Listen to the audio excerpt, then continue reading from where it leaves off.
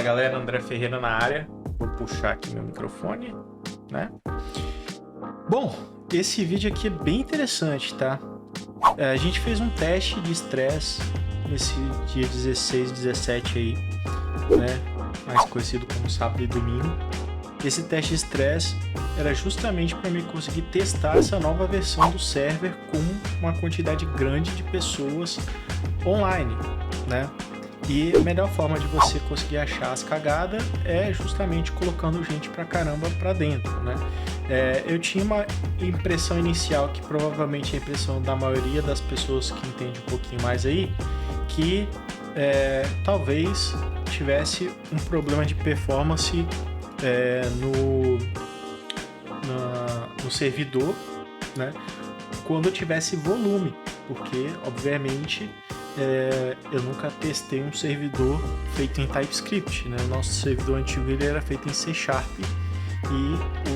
por exemplo, o RunO, que era o servidor de última que eu usava, também era feito em C# e por aí vai, né? O Sphere era feito em C++ e tal. Então era a primeira vez que eu estava fazendo esse teste de fazer um servidor em TypeScript.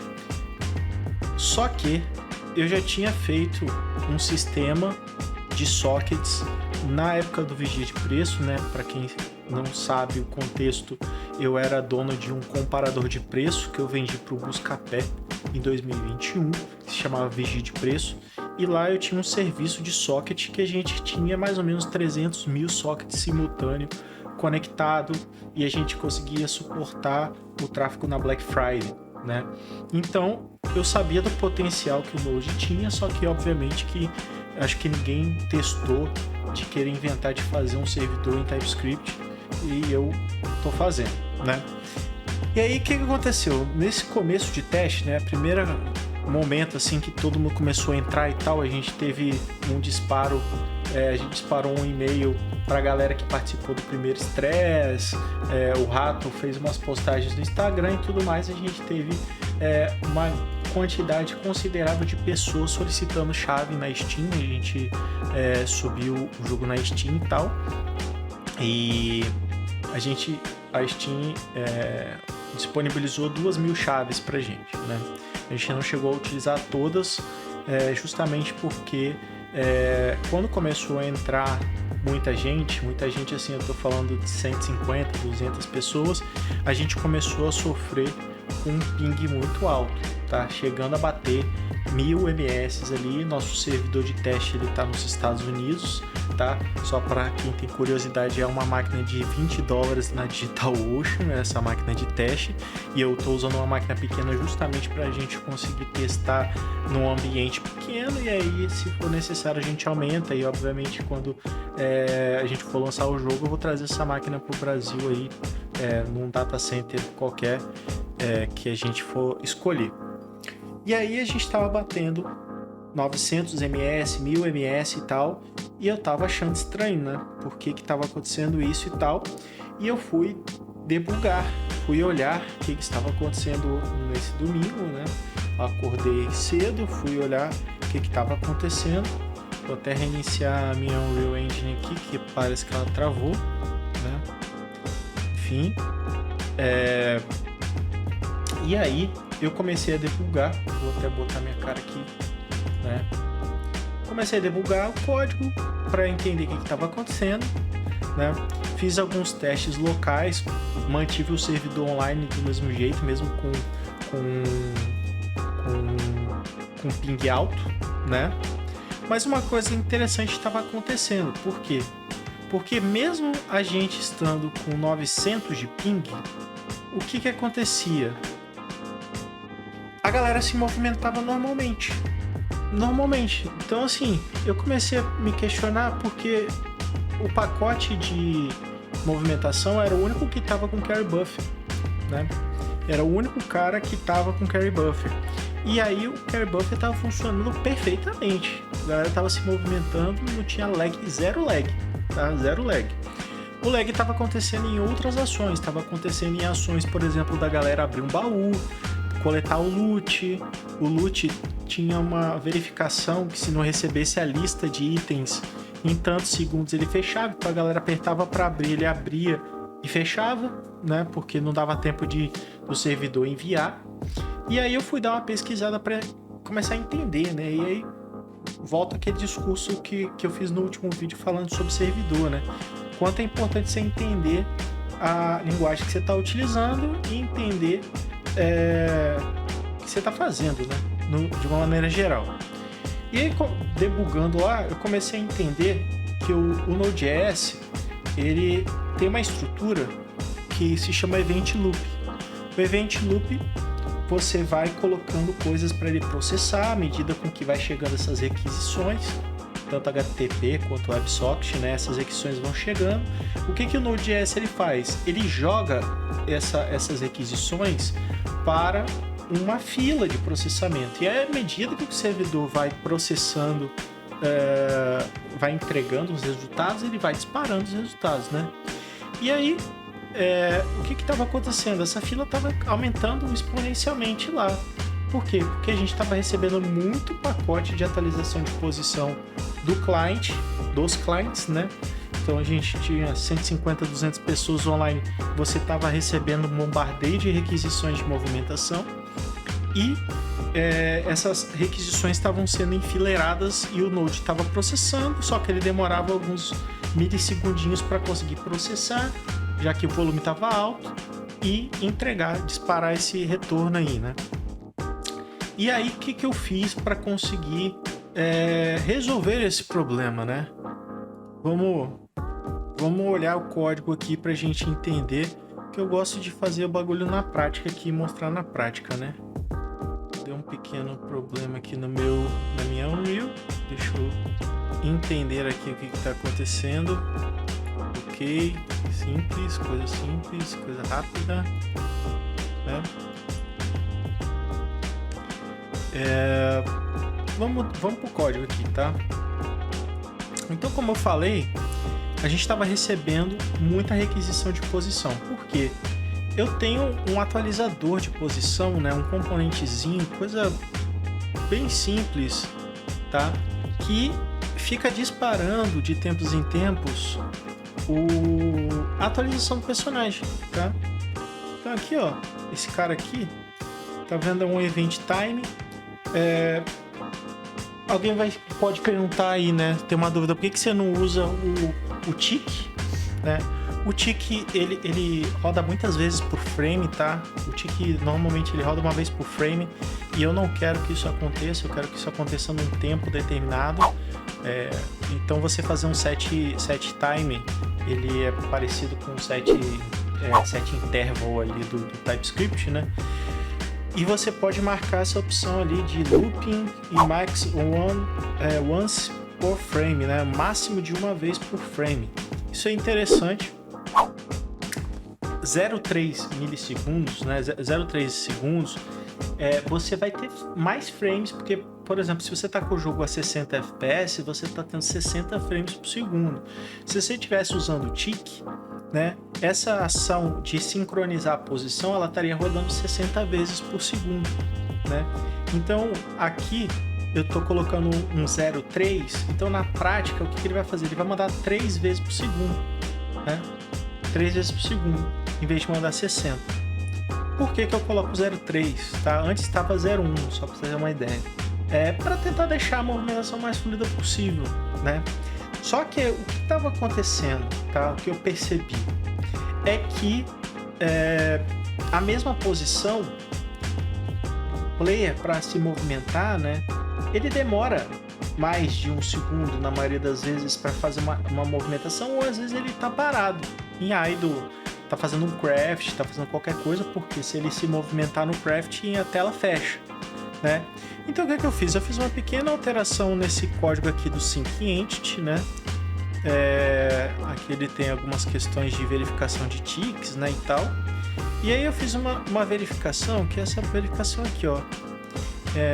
Não tenho como aumentar mais, mas basicamente o que ele faz? Toda vez que eu mando uma posição para o server, eu armazeno essa posição numa variável, tá? E aí eu vou verificar na próxima vez que essa função for chamada, se essa posição sofreu alteração. Por que eu faço isso?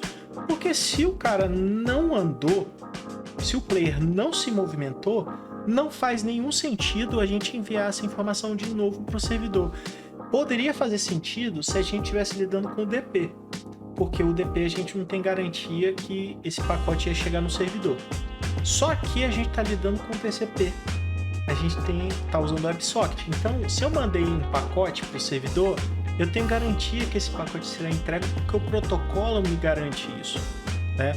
Então, essa chamada que eu fiz aqui de verificar se teve alteração de posição, ela fez uma mudança drástica dentro do sistema.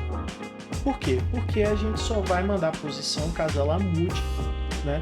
Eu até poderia estender isso daí e colocar assim, ó, só manda essa posição se tiver uma alteração considerável, né? Se o cara só deu um tiquezinho pro lado ali, você não precisa mandar, mas eu quero tentar manter a sincronia mais próxima possível entre todos os clients, né? Então eu estou enviando, mesmo que a alteração seja pouca. Uma outra coisa que eu faço para poder otimizar aqui, que vocês vão perceber aqui dentro, que é o seguinte, ó, eu faço um truncate dentro da posição, porque a posição da Unreal ela é um float, né?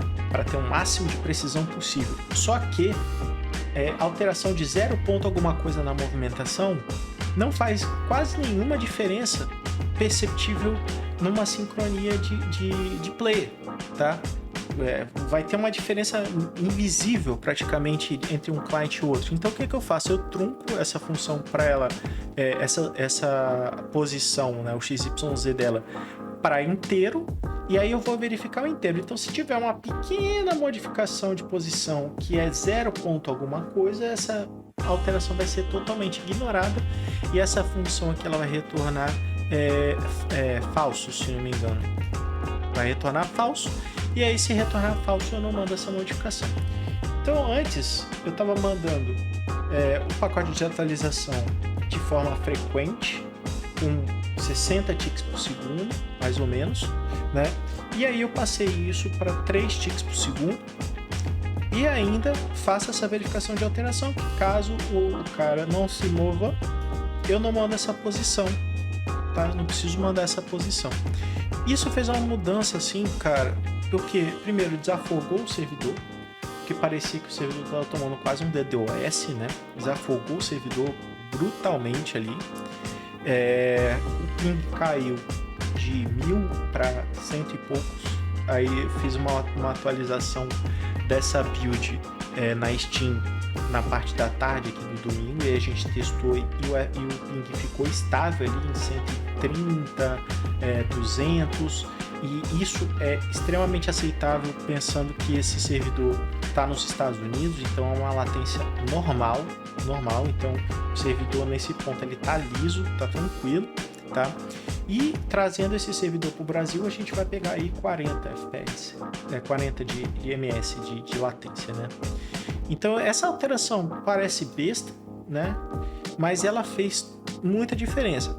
Só que aproveitando como eu vi que a parte de movimentação ela estava bem estável por causa do carry buffer, o que eu decidi fazer? Eu decidi fazer uma implementação bidirecional do carry buffer. Então, antes o carry buffer ele só estava sendo escrito pelo servidor, porque na minha cabeça o servidor ele está agrupando várias movimentações de várias entidades para poder sincronizar no cliente.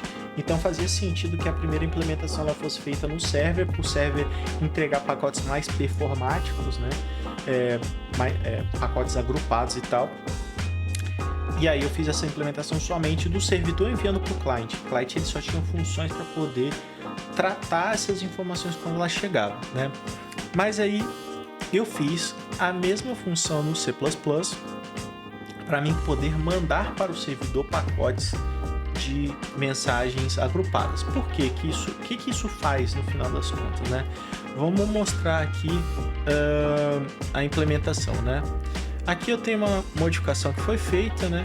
Que eu posso definir através do parâmetro carry se eu quero enfileirar esse pacote, né? Então eu posso selecionar quais pacotes eu quero enfileirar, ou se eu posso enfileirar todos se eu quiser, tá? Só que não faz sentido para alguns casos específicos que eu preciso ter uma reação instantânea, tipo abertura de uma janela, né, um craft, alguma coisa do tipo assim. E aí, quando eu marco que o pacote ele é carry, ele vai adicionar no carry buffer. E aí vamos olhar aqui essa implementação do carry buffer que foi feita no C++, que é uma classe nova. No C++ a gente só tinha leitura de buffer, né? Não tinha escrita direta do client, né? E aí eu criei essa classe aqui, carry buffer, no C++ para a gente conseguir também enviar pacotes agrupados, né? E aí a gente começa de uma forma bem simples. Eu crio uma instância de carry buffer. Quando que eu faço isso? Eu faço isso quando eu logo. Quando eu logo no servidor, quando eu recebo a chave privada de acesso do servidor, eu crio essa instância do carry buffer aqui. Então aqui eu passo, né, o nosso socket, que é um WebSocket, né? Eu passo qual é o tipo do pacote da carry, porque de novo eu tenho que manter compatibilidade com as versões anteriores do DOS, né? Para caso alguém logue, não crashar o cliente do cara, né? E aí o que acaba acontecendo? Se o cara tá com a versão muito antiga, obviamente que a melhor solução é você simplesmente falar, ó, atualiza isso aqui porque essa versão tá muito antiga, né? E tal. Mas para manter, caso tivesse algum tipo de conflito e eu conseguisse dar um rollback rápido, eu mantive isso separado, fazendo no enumerado lá de pacotes, a carry também ser um pacote, né? Então aqui eu vou ter que passar o ID, que aí eu pego lá na lista, né? E passo esse parâmetro e eu passo a chave de criptografia aqui e tal. Beleza, criando essa instância, né? Eu salvo essa instância aqui numa variável, né? E aí, essa instância ela possui algumas funções. Vamos olhar aqui quais são as funções. Vamos olhar o cabeçalho aqui do carry buffer aqui no C++, né? Vamos ver aqui para cá, meu rosto.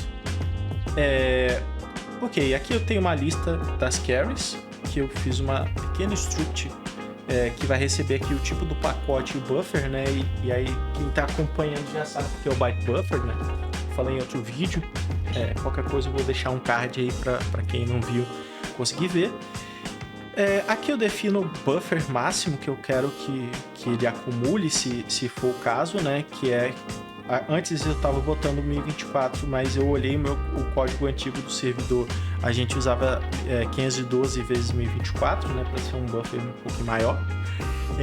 Aqui eu defino exatamente como está lá no TypeScript o end package byte, a quantidade de vezes que esse pacote se replica, e aí eu tenho as mesmas funções aqui que tenho lá no TypeScript, né?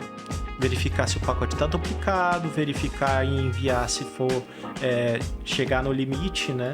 Enviar o pacote necessariamente e combinar os pacotes para poder disparar. Essas são as funções básicas, né?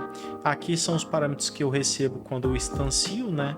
Que é o socket, o tipo da carry packet e a chave de criptografia. E aí eu tenho essas duas funções aqui públicas que são chamadas dentro da blueprint, né?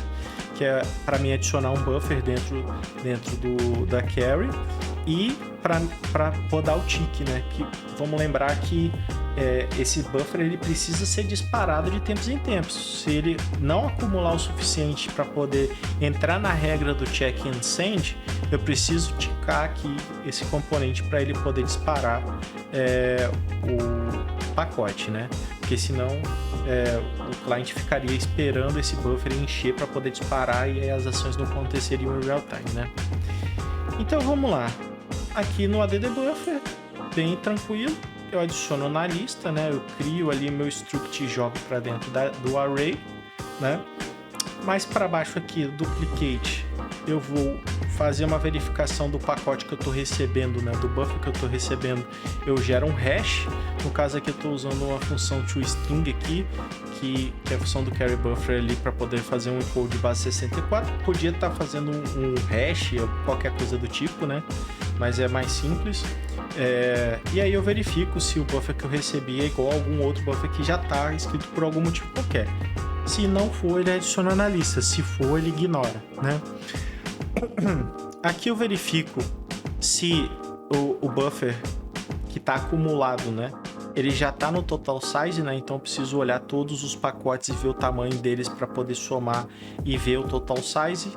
E aí, caso o total de pacotes agrupados ali seja maior ou igual ao buffer máximo, né? Que é 512 ali vezes 1024, eu disparo, né? Eu mando a função aqui para disparar. E aqui é a função efetivamente do disparo, tá? E aí eu faço uma outra verificação aqui que é o seguinte, pô, a quantidade de carries, de itens, né, de pacotes que estão na fila é maior que 1, porque eu só preciso combinar esses pacotes se eu tenho mais de um pacote, né? Se eu não tenho mais de um pacote, não faz sentido. Se esse cara só tem um pacote, eu vou usar a função simples de disparo, né? Eu mando um send encrypt e nem combino, porque senão eu vou estar adicionando bytes desnecessários ali. E caso efetivamente eu tenha um carry que tenha mais de um pacote, aí eu pego aqui e faço a combinação desse pacote, né? Eu faço um combine, aí combinando ele vai me resultar num buffer final, né? O byte buffer ele vai sempre retornar, ele sempre vai guardar a informação nesse formato de array de bytes, né? Que aqui no caso a gente vai ter o int8 representando o byte, e depois isso aqui eu nem precisaria, se não me engano. Isso aqui eu estava usando para poder verificar como é que está o andamento lá dos pacotes, né? Isso aqui eu nem preciso. E aqui eu envio esse pacote criptografado, né? O send encrypt ele vai pegar a chave e vai gerar a criptografia para mandar, tá? E aí ele manda o combine. Aqui embaixo na combinação também é relativamente simples, né? Eu inicio um byte buffer vazio e aí eu vou pegando a sequência de bytes desse pacote, dos pacotes da lista, né? E vou colocando um depois do outro. Não tem nada demais, tá? E aí a cada pacote eu tenho esses 4 bytes aqui que eu vou adicionar para poder separar um pacote do outro, né? E aí a função do tick também é super simples. Se a carry for maior que 0 e o socket for válido, ele dispara quando ele for chamado. Então é uma classe relativamente simples, né? Deu um pouquinho de trabalho para fazer, mas ela é relativamente simples. E ela faz uma diferença muito grande mesmo, né? Então aqui eu enfilero, e aí no meu controlador aqui do Game Instance, né? Onde que eu faço todo o controle da minha aplicação, que inclusive esse cara aqui que eu tô olhando, né? Eu faço...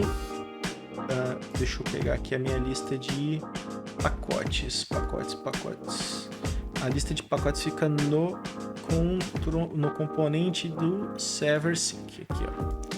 Então, aqui eu consigo selecionar, por exemplo, toda vez que tiver uma ação, enfileira. Se for para exibir um play montage, enfileira. E por aí vai, né?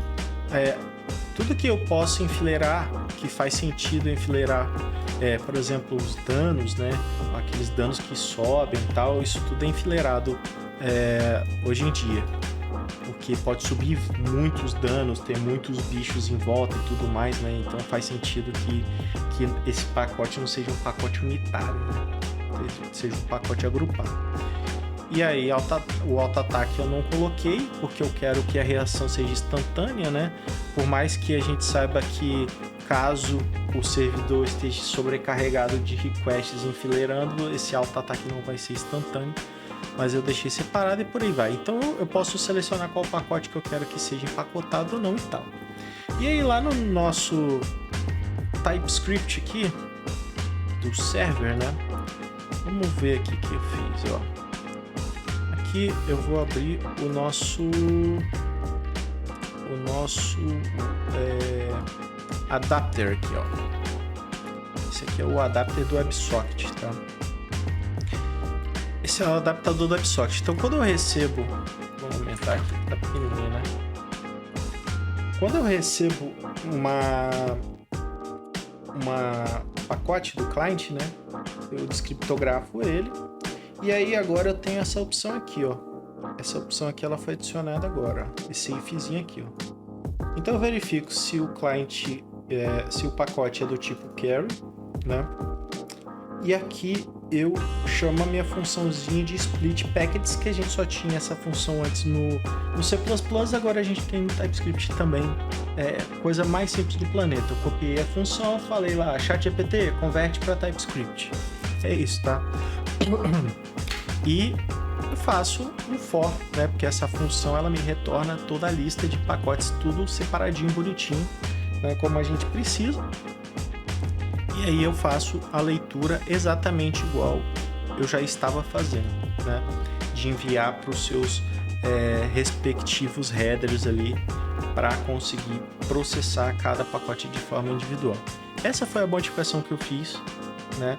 Então assim, essas duas modificações, o carry buffer bidirecional, adicionei vários pacotes que antes estavam sendo enviados direto do servidor para a carry e fiz a alteração da parte de update de posição e a gente saiu de 1000 ms para 130 a 200 ms de latência para um servidor nos Estados Unidos, tá? Uma máquina de $20 na DigitalOcean aguentou colocar 200, 300 players com um pouco de delay ali, um pouco de lag. Aí a gente vai testar, obviamente, no próximo dia aí. Eu vou até fazer aqui, ó, dia 22. Vamos verificar isso, que eu fiz um evento aqui no nosso Discord, tá? Dia 22, exatamente. Então é o seguinte, se você tá curtindo aí o TOS e você ainda não testou o TOS, cara, te convido dia 22 às 16 horas, vai ter a abertura de um novo stress test para a gente testar as correções que foram feitas durante essa semana. Eu estou fazendo de forma que eu vou fazendo algumas modificações e gravo um videozinho aqui legal para postar no canal, e eu pretendo fazer isso com mais frequência, tá? Para mostrar o desenvolvimento do TOS efetivamente. E aí, cara, quem quiser participar, tá? Quem quiser participar do próximo Stress Test, que tá vendo esse vídeo, é só chegar no nosso Discord. Chega no nosso Discord, vai lá na sala do chat, fala, ó, eu vi o vídeo do André e quero uma chave, ok? Algum dos nossos moderadores vai te passar uma chave de acesso. Você vai chegar lá na sua Steam. Vou mostrar aqui para vocês aqui, ó. Você vai chegar aqui na sua Steam, você vai vir aqui em jogos, tá? Ativar um código de produto. Aí você vai colocar aqui o códiguinho lá que o brother vai te passar. Ativou, você vai estar com o Tales of Shadowland no seu PC para você poder instalar e jogar. E aí, no dia 22, às 16 horas, a gente vai ter outro stress test desse jogo que tá dando um trabalho absurdo, mas tá ficando bem legal. E aí você vai conseguir ver como é que tá o andamento aí dessa brincadeira, né, junto com a galera. Eu tenho umas fotinhas aqui, se não me engano, deixa eu procurar aqui. Deixa eu procurar uma fotinha legal aqui que a gente tirou várias fotinhas legais. Eu mandei aqui no grupo da USM, né? Gosto de mandar lá, ó. Ó que show, ó. Olha que show, a gente lá brincando um pouquinho lá na cidade. Falei, ó, galera, junta aqui na cidade aqui pra gente tirar uma fotinha pra poder postar no Instagram. Eu cheguei a gravar e tal, a galera brincando lá, né? Isso aí já foi mais de noitinha e tal, e a gente tava já com ping normalizado aqui, ó, galera, ó. 200 e poucos ms de ping, né? 270 aqui, ó. Já tava com ping normalizado. E aí vocês percebem o seguinte, o ping tava ok. aí a gente tinha um outro problema que era o FPS, né? O que tava dropando FPS, principalmente que quando juntava muita gente, né? A gente tinha um dropzinho de FPS, né? Drop até considerável de FPS, que eu já arrumei, né? Eu tava olhando aqui o que estava acontecendo. Inicialmente, honestamente, eu achei que era o ALS, que é o sistema de controller do player, mas não. O maior problema que a gente estava tendo era outro, tá? Mas isso aí eu vou deixar para um próximo vídeo, que a história é longa também, e eu vou mostrar como é que a gente vai aumentar aí pelo menos uns 40 FPS nessa nova build aí, que vai vir no dia 22, com essas modificações que eu estou fazendo agora, que eu vou postar um outro vídeo falando sobre como que eu consegui resolver o problema de performance que estava tendo quando juntava muita gente na tela ali. E aí eu vou ficando por aqui, né? Se você estiver gostando do conteúdo, se inscreve no canal, passa para seus amigos, chama a galera aí para assistir, para ganhar a chavinha lá, ganhar o codiguinho lá para botar na Steam para poder jogar. Então, de novo, 22 às 16 horas, stress test do TOS. É isso, valeu.